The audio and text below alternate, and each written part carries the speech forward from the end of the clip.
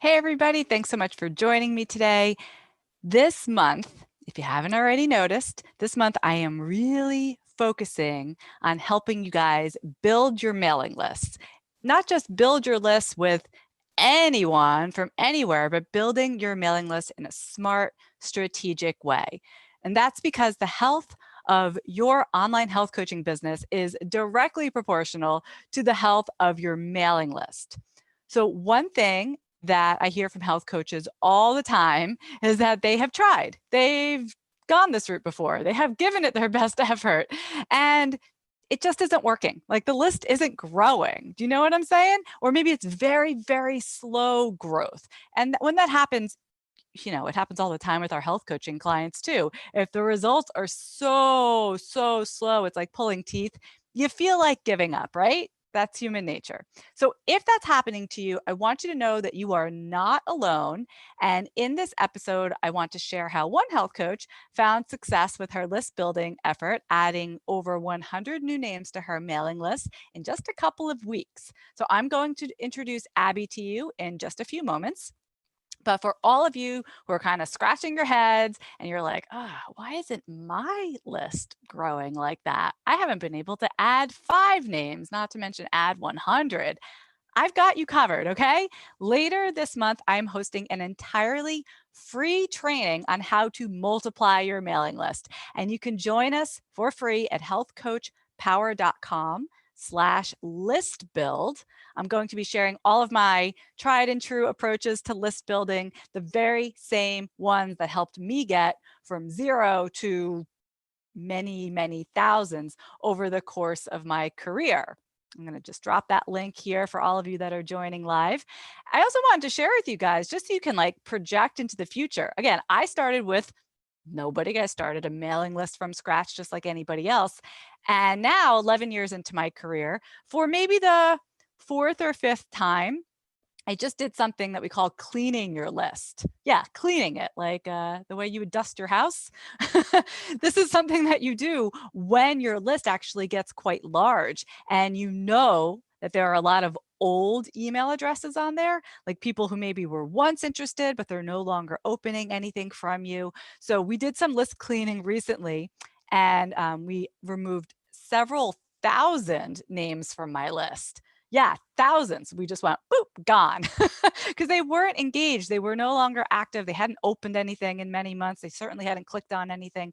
So remember, as your list grows, yes, we're looking for numbers, but we're also always trying to maintain what we call a healthy list, a healthy, engaged list. And I was happy to let those several thousand people go so I can focus on the other thousands and thousands who are active and interested and opening and clicking.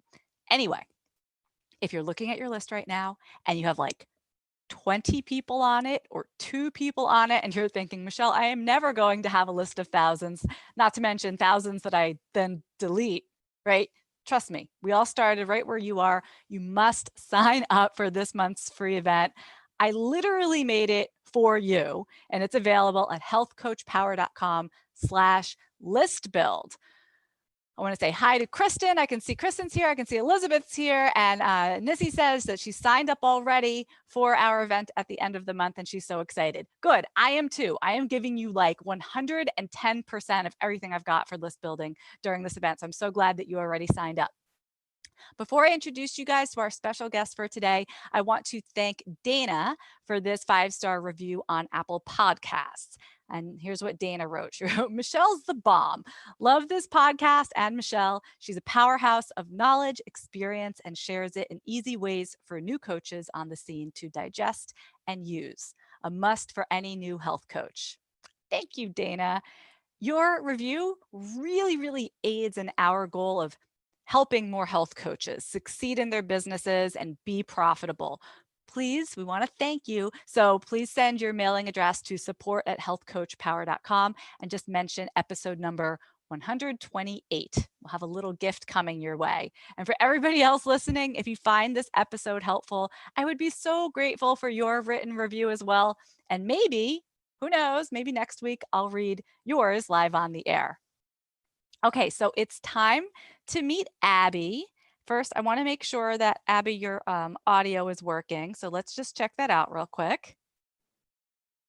Are you there? I'm having trouble hearing. This could just be me. Oh my goodness.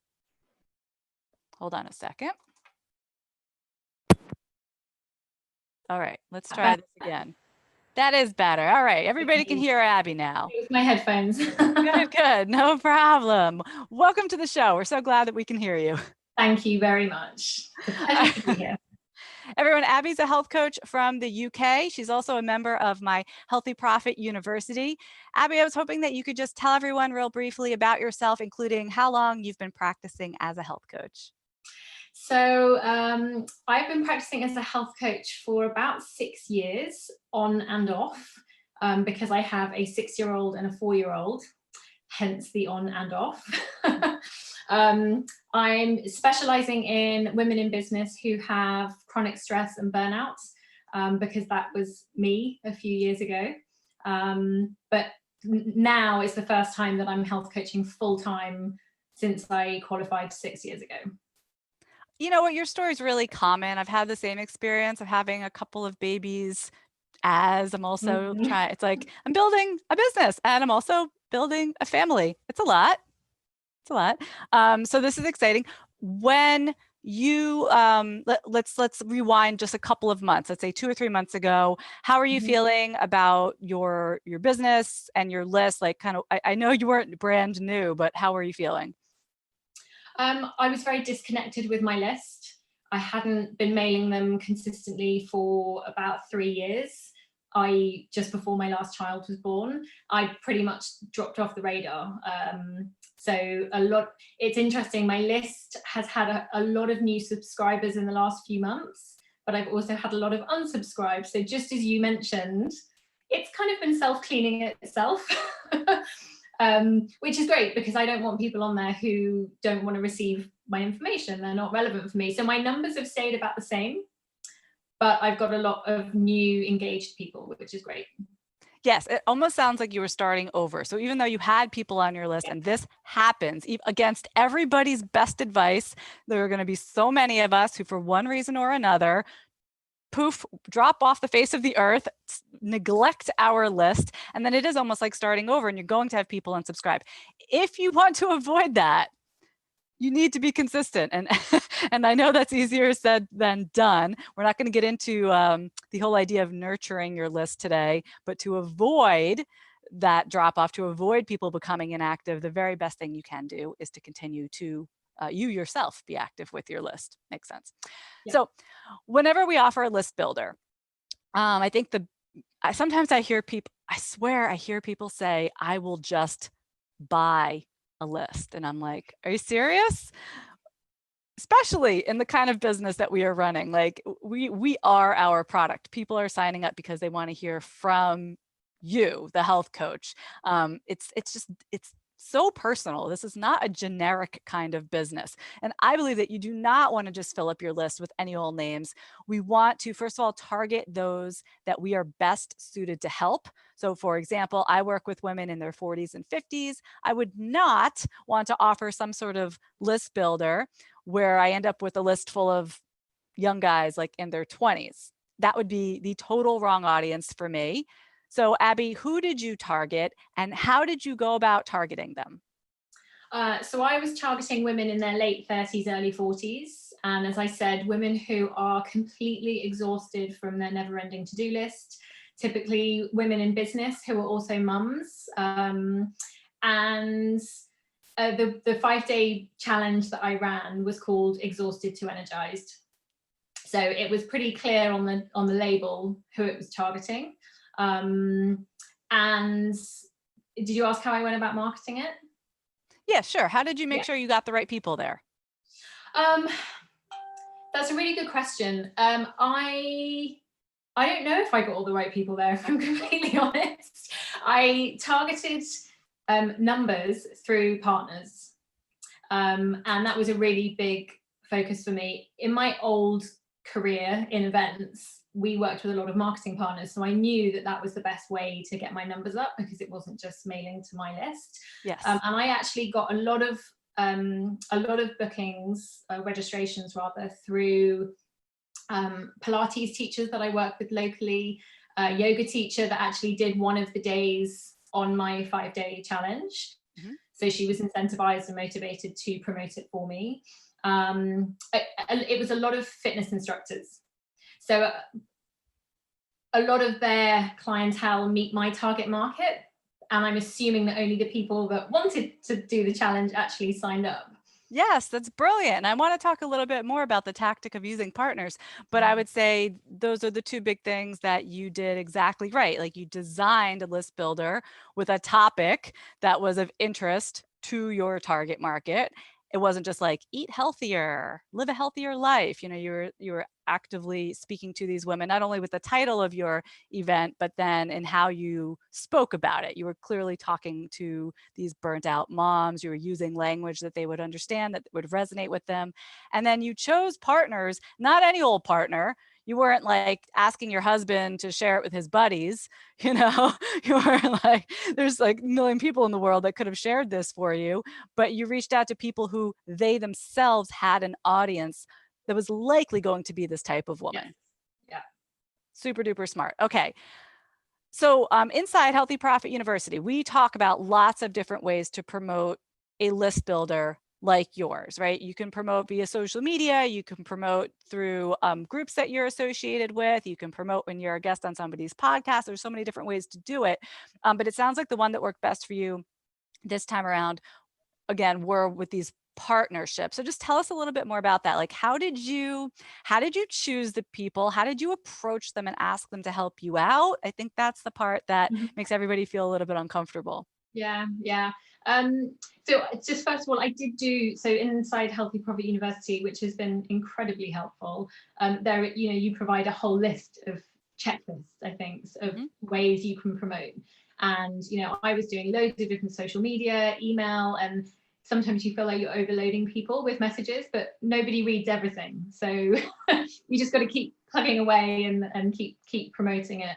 But with the partners, I think for me, I'm someone who doesn't really mind asking for things, because the worst that can happen is someone says no, it's not right for me. I've known one of the Pilates teachers in particular for a very long time, and she, I started going to her classes when I was pregnant with my first son. So this is about 7 years ago. And we have actually done a lot of partnership stuff on and off over the last few years. So it was a bit of a no-brainer that she would send something out on her newsletter for me. But even when I first approached her, so, because it was an old partnership, it was literally, you just got to ask, you've got to position what you're doing, you've got to position it in a way that a partnership is a partnership. It's a two-way street, right? So it's not just you help me, but it's, if you help me, this is how I can help you. And this is how, I for example, in my 5-day challenge, she gave away a couple of free Pilates classes for engagement. And so I mentioned that I would promote her as part of that. So it's a two-way thing. And similarly with the other people, they're all people that I know. So I did use my network, which makes sense because you're going to get the best traction. And they knew about the work I did. And I just asked them, would this be helpful for your community, for your network, if they knew about the 5, I called it a training, not a challenge. Would it be helpful for your community if they knew about this 5-day training I'm running? It's completely free.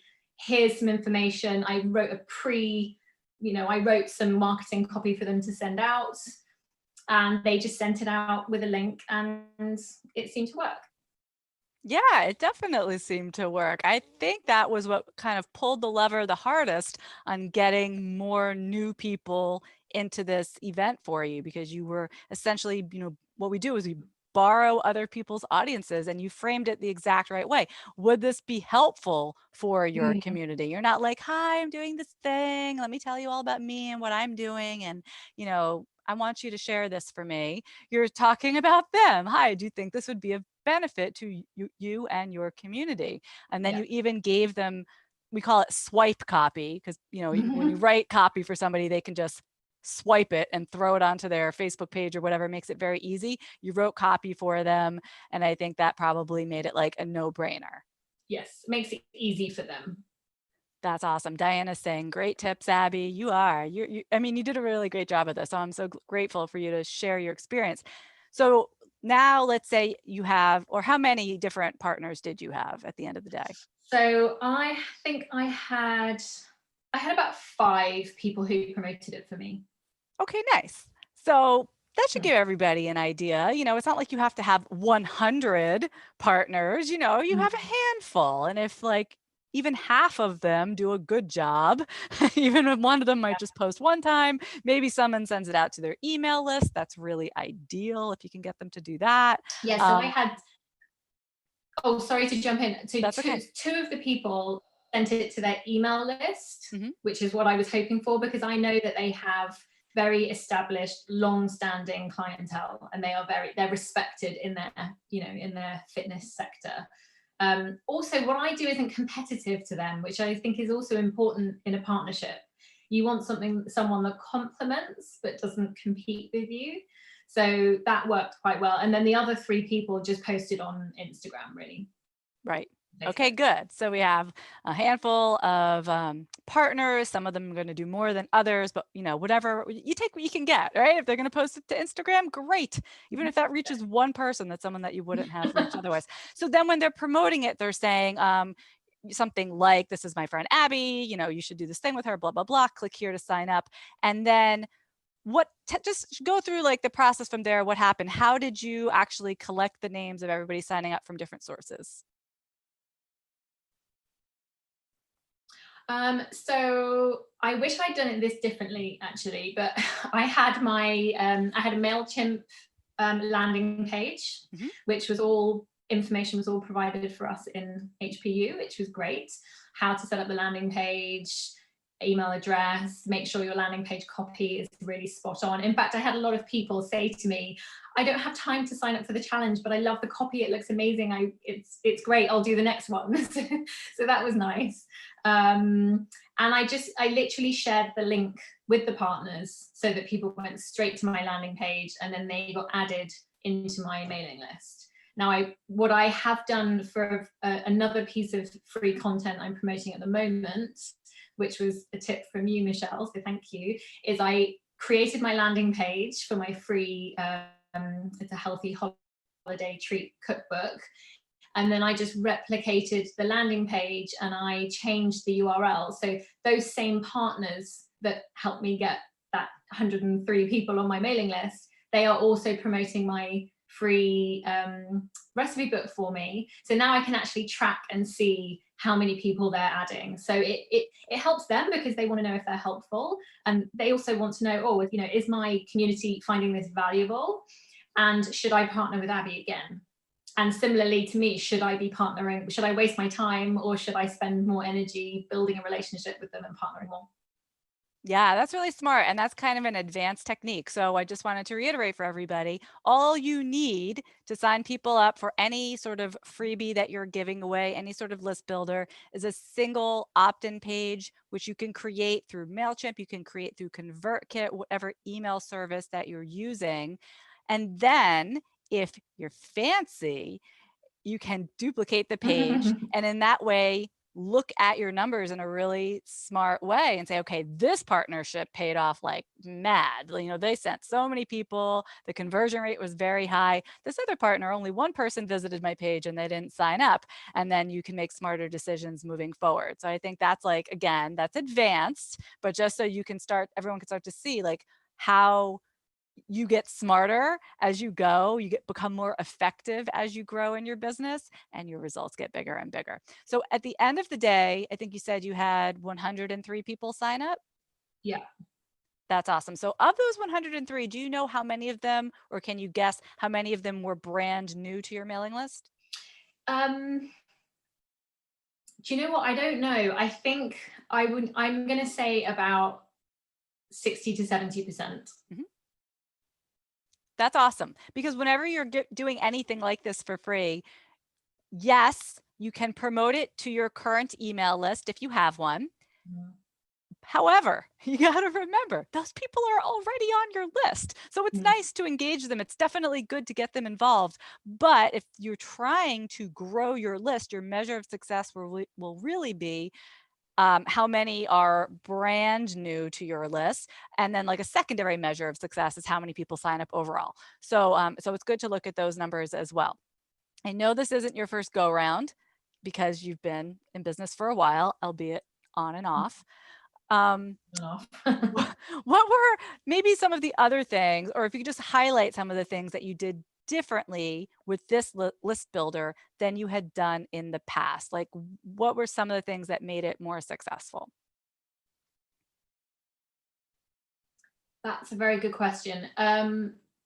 I'm trying to think back because it was so long ago that I last. Do you know what? Actually, the last list builder I did was a webinar, and it was just before my second son was born. And it was, as you said, it was called "How to Get Healthy in the Real World." So, i.e., Yeah. with like, so it's like that real generic, get healthier. But I actually got nearly 100 people, honestly, signing up to that because I did it through a partner. I did it through a local gym, and I was their only nutrition offering. And they had thousands and thousands of people. So that, again, the partnership thing works, but the big difference between what I did then and what I did now is huge, absolutely, without a doubt, the targeted messaging. So this list builder was for a specific group of women. I had a specific target market in mind that we, spent, I feel like, months working on, even still now in HPU. And all of my emails, all my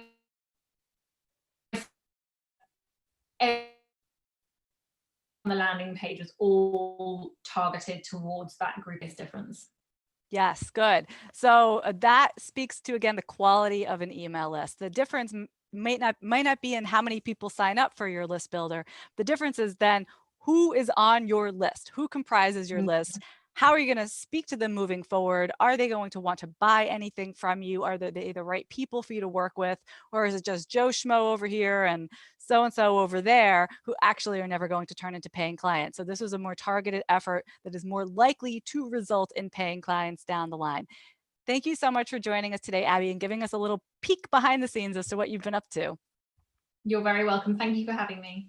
Amazing. For everybody listening, I am going to be going into a lot more detail as to all these things that Abby did, putting together a list builder, choosing the right market, promoting it effectively to that market, and even the technology required to gather all those signups. That's all happening during this month's free event, Multiply Your Mailing List. So get yourself registered at healthcoachpower.com/listbuild.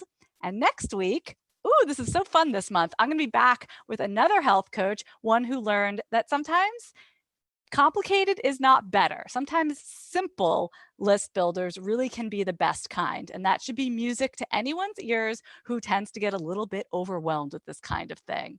We'll see you then. Take care, everybody.